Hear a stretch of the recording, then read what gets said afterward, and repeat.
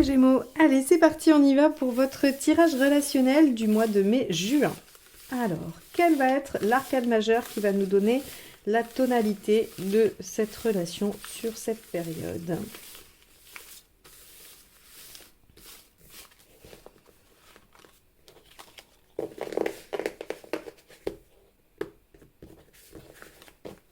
Alors, Gémeaux, tirage relationnel mai-juin.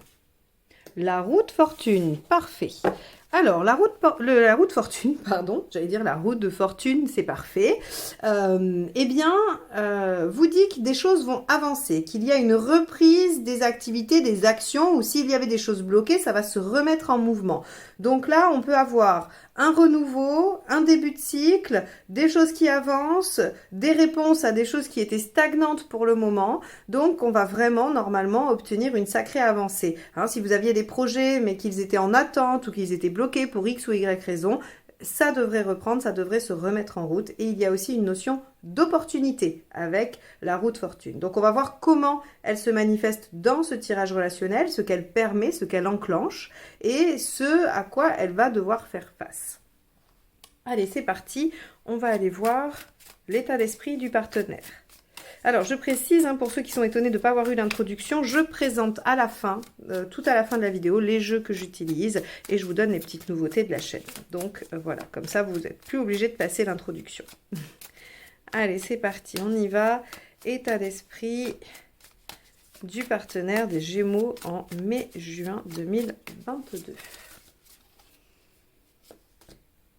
La roue, la même, c'est exactement la même carte. Donc, votre partenaire, a priori, si lui était dans une inertie, dans des blocages, ou si vous trouviez que les choses n'avançaient pas de son côté, a priori, le partenaire va être moteur dans les avancées de la relation. Super, bon. On va aller voir un peu plus loin, c'est-à-dire vous, votre état d'esprit à vous. Le 15. Ok, alors... Là, par contre, on a quand même deux arcades majeures dans votre état d'esprit, le vôtre et celui du partenaire. Ça veut dire que ce sont des énergies quand même assez fortes, assez importantes. Le 15 nous dit qu'on prend le pouvoir, qu'on est en capacité de convaincre, on est en capacité de rallier l'autre à sa cause. Et là, on est aussi sur une lame très active. Donc, je ne suis pas du tout étonnée qu'il y ait une roue de fortune comme thématique de votre tirage, pardon, parce qu'avec ces deux cartes-là, normalement, vous devriez bouger. Il y a des choses qui vont avancer, vous allez concrétiser. Bon, on va aller voir ce qu'il y a à dépasser.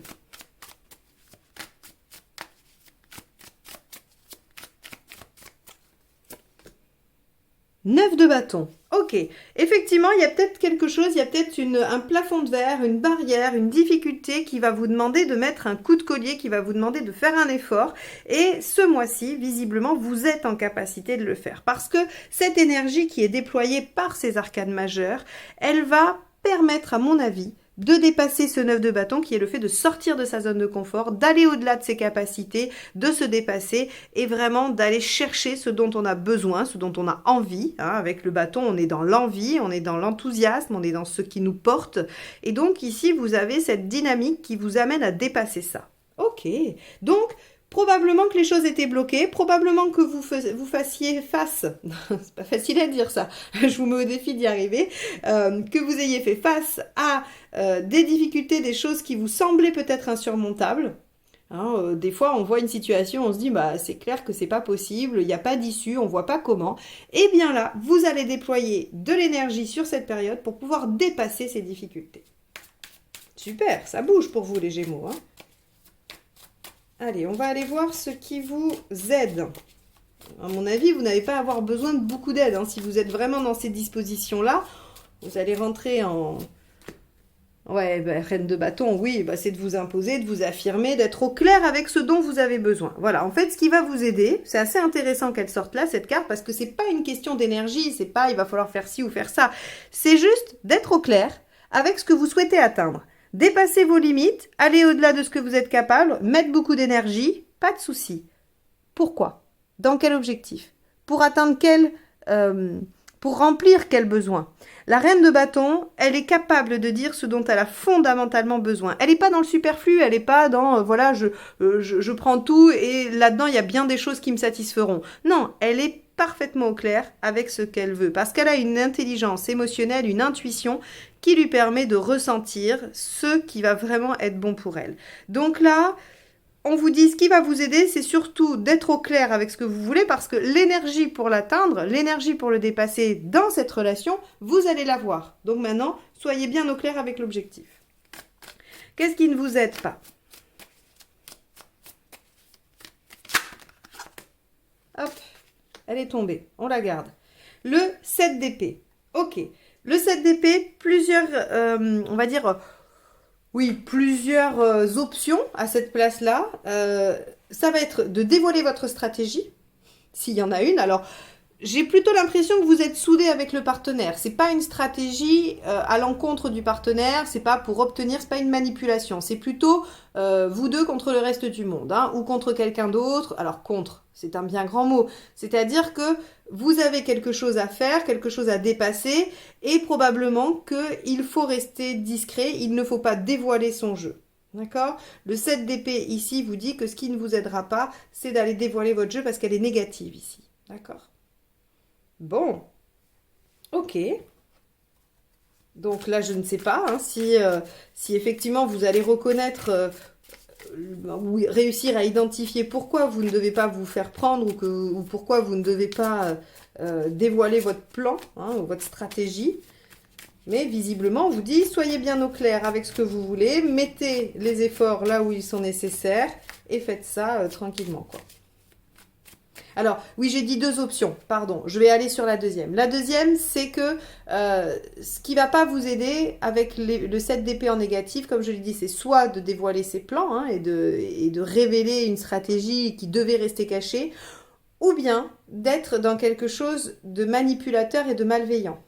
C'est-à-dire, parce que c'est la carte de la trahison en négatif. Hein, quand elle est positionnée ici, on va dire, c'est pas le fait de pas dire parce qu'on prépare une super surprise. Ça peut être le fait de, bah, je trahis, je mens, mais je mens de façon, voilà, un peu malsaine. Donc ici, deux options, hein, et vous allez bien repérer, c'est vous qui allez savoir par rapport à ce que vous vivez et à votre situation. Si on est plutôt dans le, il faut pas se faire prendre, ou dans le, bon, on peut faire les choses de façon peut-être discrète, mais sans pour autant aller dans la manipulation ou dans la trahison par rapport à quelqu'un d'autre. Allez, on va regarder l'intention du partenaire avec cette roue là, qui à mon avis doit être... on va voir si ça se nuance ou si ça se conforte. 4 de coupe. Ok.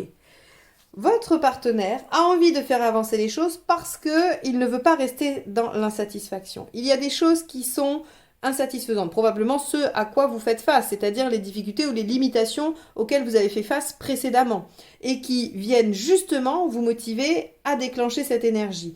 Le partenaire ne veut plus de l'insatisfaction. Il y a des choses qui n'allaient pas. Il y a des choses qui n'allaient pas pour lui dans cette situation, qui ne lui conviennent pas. Le 4 de coupe, c'est vraiment, je rentre dans quelque chose qui ne... voilà, le verre est à moitié vide. Donc, son intention, c'est quand même de voir le verre à moitié plein, voire même de finir de remplir le verre. Ok. Et vous, avec ce diable, déjà dans votre état d'esprit, qu'avez-vous dans l'intention? La tour. Bon, eh ben... Bon, les Gémeaux, ça va déménager pour vous là, parce qu'en fait, on a un tirage extrêmement énergique. On a une lame rapide, une lame rapide, une lame rapide et puissante, une lame rapide et forte, une lame aussi rapide. On a chez vous une lame extrêmement rapide ici dans votre intention. Donc, si vous voulez, j'essaye de faire redescendre l'énergie parce que là, en fait, plus je tire de cartes, plus je sens que ça monte et je vais finir par, par parler à 200 à l'heure et vous n'allez pas réussir à me suivre tellement l'énergie est en train de monter dans ce tirage. Donc, il y a une volonté chez vous d'aller déconstruire quelque chose qui semblait un peu inerte ou un peu bloqué précédemment. La tour, c'est l'envie de bouleverser les choses, l'envie de mettre les pieds dans le plat, l'envie d'aller prendre des risques. C'est peut-être pour ça qu'on vous dit attention à la méthode employée. D'accord ? Restez peut-être discret ou discrète sans pour autant être dans la manipulation ou dans la trahison. Ici, la tour, elle vous dit que dans votre intention, vous voulez déconstruire ce qui n'est pas solide ou ce qui avait commencé à se construire de travers, on va dire, pour aller remettre de bonnes bases. Et pour ça, vous allez être au clair avec ce dont vous avez besoin. L'avantage dans ce tirage, c'est que semble-t-il, votre partenaire a une même énergie, une même volonté. Bon, bah alors du coup, ça vous mène où ça à la fin du mois? Intéressant.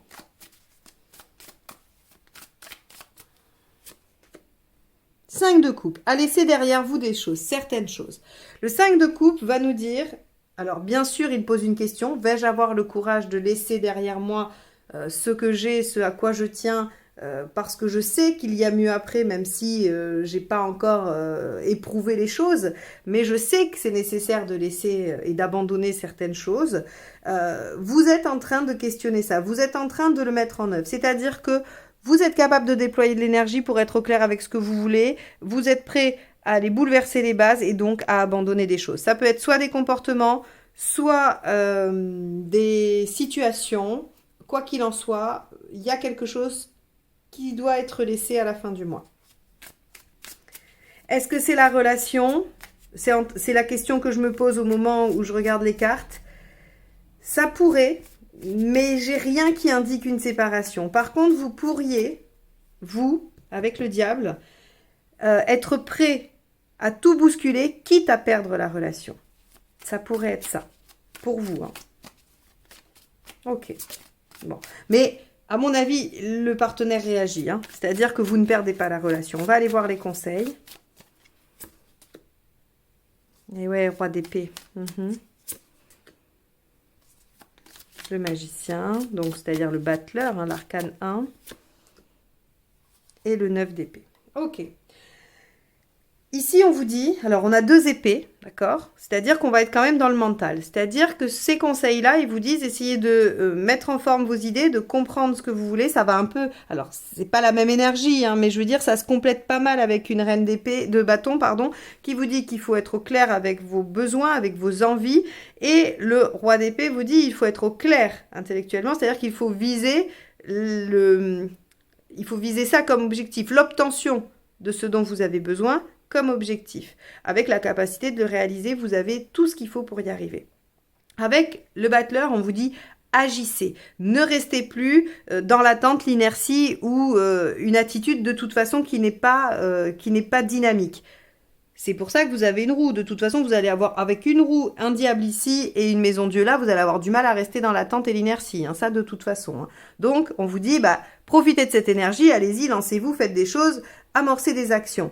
Et le 9 d'épée, il vous dit, laissez les angoisses aux autres. C'est-à-dire que toujours le 9 d'épée, comme je le dis, c'est les angoisses qu'on vous a collées. C'est quand vous allez dire à un ami, j'ai un super projet, j'ai envie de me lancer et de faire ça, vous êtes super enthousiaste. Et votre ami, au bout de votre explication, il vous dit « Mais moi, j'aurais trop peur, t'as pas peur de ci, de ça, de là, et puis moi, à ta place, je me dirais que ça va pas marcher, t'es sûr ?» Et là, blam, vous descendez, vous vous dites « Mince, en fait, moi, ma super idée, il vient de la démonter. » Et du coup, vous avez des angoisses, vous avez des craintes, vous avez des peurs, alors qu'à la base, vous ne les aviez pas. Alors, je ne dis pas que c'est pas utile, que parfois, c'est pas utile d'avoir quelqu'un qui vient pointer les potentiels écueils de votre projet, mais il n'empêche que c'est du 9 d'épée. C'est des angoisses qui ne vous appartiennent pas, qui viennent se greffer à vous.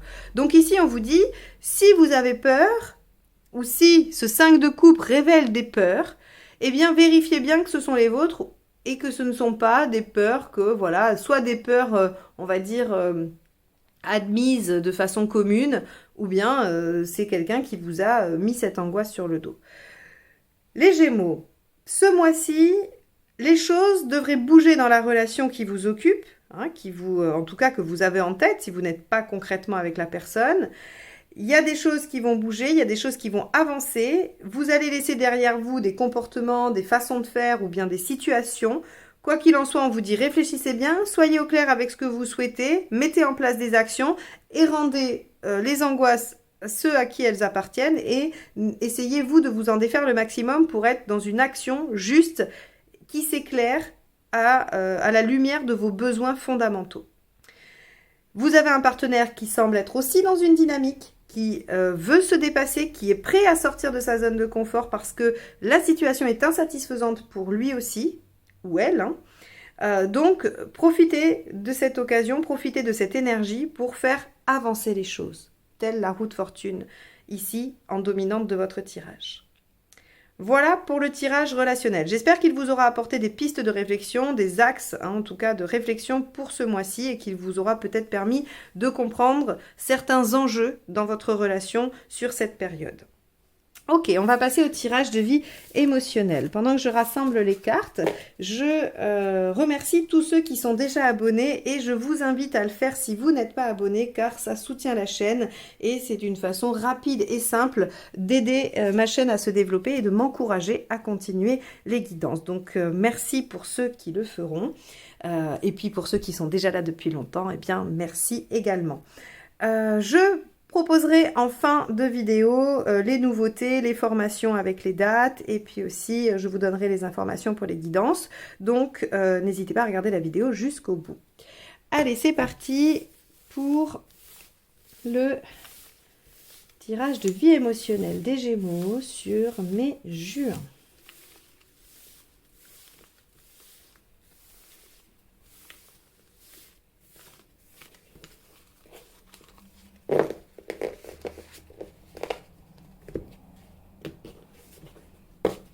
Alors, votre état d'esprit. Le diable, vous voyez, comme quoi, même si vous n'êtes pas dans la même situation, puisque ça va être le tirage qui va concerner les célibataires ou toute personne en recherche, vous voyez bien que les énergies vont quand même vous traverser, quelle que soit votre situation. C'est ce que je trouve d'assez fou, hein, enfin d'assez étonnant, même si j'ai l'habitude, j'arrive à m'en étonner encore. Donc, on a dans votre état d'esprit le diable, qui est la même carte donc que pour le premier tirage. On a dans ce que vous souhaitez le pendu. Pourquoi ça ne fonctionne pas? L'arcane 13. On a le battleur inversé dans ce qu'il faudrait faire, l'issue à court terme, la tempérance inversée, et l'issue à plus long terme, le monde inversé. Alors, ici, on voit que dans votre état d'esprit, il y a la volonté de reprendre le pouvoir, ou en tout cas d'être dans la maîtrise. Alors, on est dans la vie émotionnelle, donc soit vous avez envie de dominer une situation, soit vous avez envie de faire valoir votre pouvoir de séduction, votre confiance en vous, votre pouvoir d'action sur les choses. Il y a en tout cas une reprise en main de ce que l'on a, de ce que l'on sait faire, de ce que l'on veut faire. Donc dans votre état d'esprit, il y a quand même cette volonté d'avancer, comme sur le premier tirage. Ce que vous souhaitez faire, ou en tout cas ce que vous souhaiteriez avec le pendu, c'est pouvoir voir les choses sous un autre angle. C'est probablement permettre à la situation, la vôtre, hein, votre situation émotionnelle, de s'élever. Puisque le pendu, c'est à la fois le blocage dans les faits, hein, quand c'est une action ou quand c'est un résultat, mais là, c'est ce que vous souhaitez. Et on va plutôt aller sur l'axe d'essayer de se décaler, de faire un pas de côté et de voir les choses sous un autre angle afin de prendre de la hauteur et de pouvoir on va dire, ouvrir les horizons. C'est-à-dire que plus vous prenez de la hauteur, plus vous voyez en plan large votre situation, plus vous avez d'informations et vous voyez les choses de plus en plus globales. Donc voilà ce que vous souhaiteriez. Reprendre le pouvoir sur la situation tout en adoptant une autre posture qui vous permettrait de voir les choses sous un autre angle. Pourquoi ça ne marche pas? Ça ne marche pas parce que vous êtes en transformation. Il y a des choses qui changent constamment et donc vous n'arrivez pas. C'est comme si vous n'arriviez pas à faire la mise au point. Vous prenez de la distance, mais seulement la photo, l'image que vous cherchez à voir n'arrive pas à se focuser parce que vous êtes en transformation constante, ça bouge trop, c'est en train d'évoluer. Et parce que soit la situation évolue et bouge, soit parce que vous-même vous mettez en œuvre des changements constants. Et donc, pour se poser et regarder les choses, ou reprendre le pouvoir, il faut peut-être être un peu au clair. Et là aussi, on rejoint cette reine de bâton dans le premier tirage. Être au clair avec quoi? Déjà, avec le battleur qui est à l'envers, il vous dit que pour que ça fonctionne, il va peut-être falloir s'arrêter un peu. Il va peut-être falloir faire une pause et arrêter cette fuite en avant ou cette action qui est là sans cesse. Hein. C'est-à-dire que il va falloir faire arrêt sur image et prendre ce temps d'observation. Parce que si vous voulez récupérer la mainmise, il faut que vous sachiez de quoi vous parlez, ce que vous voulez voir et que vous puissiez effectivement avoir cette vue d'ensemble de la situation. Alors, évidemment, je vais prendre l'image de quand on fait du vélo et qu'on pédale, tout va bien, on est à l'équilibre. Par contre, si vous arrêtez de pédaler, mais que vous ne posez pas les pieds à terre, vous allez tomber. Et c'est un peu l'impression que vous avez. C'est-à-dire que vous voudriez reprendre les choses en main, vous voudriez prendre ce temps de réflexion, d'observation pour essayer de vous élever ou d'élever votre situation de vie émotionnelle, sauf que vous avez l'impression que si vous arrêtez de pédaler, paf, vous tombez, tempérance. Et effectivement, ça va vous mettre en déséquilibre. Parce que si vous arrêtez d'être dans cette action, dans cette transformation, dans ce mouvement, eh bien, ça va venir modifier l'équilibre que vous avez trouvé jusqu'à présent. Or, c'est nécessaire pour pouvoir opérer cette introspection et cette récupération de votre capacité d'action. Je ne sais pas si j'arrive à bien me faire comprendre, parce que ce tirage, il n'est pas si évident que ça. C'est, je veux reprendre le pouvoir, mais pour reprendre le pouvoir, il faut que je comprenne mieux ce qui se passe pour moi. Parce que là, je suis dans un mouvement perpétuel qui fait que je change, que j'évolue, que je modifie les choses tout le temps. Et du coup, je ne suis pas en capacité, c'est comme si aussi vous essayiez d'attraper des choses qui sont en mouvement constant et que ça vous échappait. Donc, oui, le moment où vous allez tout arrêter va peut-être vous mettre en déséquilibre et vous faire tomber de votre vélo, comme je le disais, mais il suffit de poser le pied à terre. Il suffit que vous trouviez cette béquille qui va vous permettre de prendre les 5 minutes d'observation nécessaires à la reprise de pouvoir sur la situation. Ça veut dire que, concrètement, ce que ça veut dire, c'est que si vous êtes en recherche personnelle par rapport à votre vie émotionnelle, eh bien, vous ne mettez pas en place les conditions nécessaires à ce temps de pause, de réflexion et d'introspection, par peur que vous y perdiez peut-être, que vous perdiez, que vous tombiez du train en marche, quoi. Voilà, ça peut être un peu ça, et que du coup, vous ratiez le coche ou vous ratiez une occasion. Et si vous êtes célibataire et que vous cherchez à rencontrer quelqu'un, eh bien, on vous dit que vous êtes comme dans un mécanisme qui vous amène toujours à changer votre stratégie, alors qu'il suffirait de vous poser quelques instants, d'observer les choses et de vous dire, en fait, voilà, c'est avec cette méthode-là, c'est comme ça que je suis douée ou que j'arrive ou que mon potentiel est à son maximum et donc je vais agir comme ça. Mais pour faire ça, pour avoir cette réponse-là, il faut mettre le pied à terre pendant quelques instants. Avec le monde inversé dans les perspectives à moyen terme, on vous dit que de toute façon, la vie vous amènera à faire cette introspection et du coup, il limitera en fait votre vie émotionnelle afin que vous puissiez faire ce travail-là. Donc, soit vous acceptez de le faire seul en amont et vous posez ce fameux pied à terre au lieu de pédaler sans cesse, ou bien la vie vous amènera à un moment de solitude pour que vous le fassiez. J'aurais préféré vous dire qu'il va y avoir une rencontre si vous êtes célibataire, mais ce que ce tirage vous dit, pour moi, il est très optimiste. Il vous dit juste, il vous donne la méthode pour que ça aille plus vite. Voilà. Et il vous dit, oui, ça va vous déstabiliser. Oui, bien sûr que ça va venir titiller certaines choses chez vous, mais vous avez tout à fait la capacité de traverser ça et ça peut être très rapide et vous pouvez ensuite aller vers une nouvelle ouverture. Que si vous n'êtes pas dans cette dynamique-là, la vie vous y forcera et ça sera peut-être un peu moins agréable. Donc voilà pour vous les Gémeaux sur ce tirage de vie émotionnelle. Je vous dis à très bientôt pour de nouvelles guidances, les générales en l'occurrence, et tout de suite après la présentation des tarots. Bye bye, à bientôt. Alors, pour ces différents tirages, j'ai utilisé le portail des 12 d'Alias Kay pour les cartes signes qui se trouvent ici. J'ai utilisé également les arcanes majeures du tarot de Marseille, de chez Grimaud, le basique. Pour le tirage relationnel, on a utilisé le Mermaid Tarot de Lesa Robertson, illustré par Julie Dillon.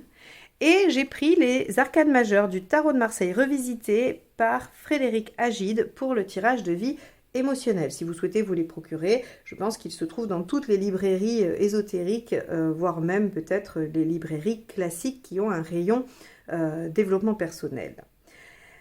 Concernant ce que je vous propose, il y a une session de formation qui se fait sur le mois de mai, le 20 et 21 mai, je crois, en tout cas sur le week-end du 21 mai. Vous pouvez aller voir sur mon site, il y a le lien juste en dessous de la vidéo. Vous pouvez aller voir les modalités d'inscription, les tarifs, ce que je vous propose. Et si vous souhaitez vous y inscrire, eh bien n'hésitez pas à m'envoyer un message. Ce sera avec plaisir que je vous accueillerai dans ce groupe dans lequel il reste encore quelques places. Je vous propose aussi des guidances personnalisées, comme je le disais au milieu de la vidéo. Donc n'hésitez pas également à aller voir sur mon site de réservation pour trouver le créneau qui vous convient, la durée de séance qui vous convient. Et je serai ravie de vous avoir en guidance personnalisée. Voilà pour ce mois-ci. J'espère que vous avez apprécié les guidances et que vous apprécierez aussi que je mette la présentation à la fin pour vous laisser le choix ou non de la regarder. Et comme ça, les vidéos commencent directement sur vos tirages. Je vous souhaite un excellent mois de mai et un bon début de mois de juin et je vous retrouve très vite pour les guidances générales. À bientôt, bye bye.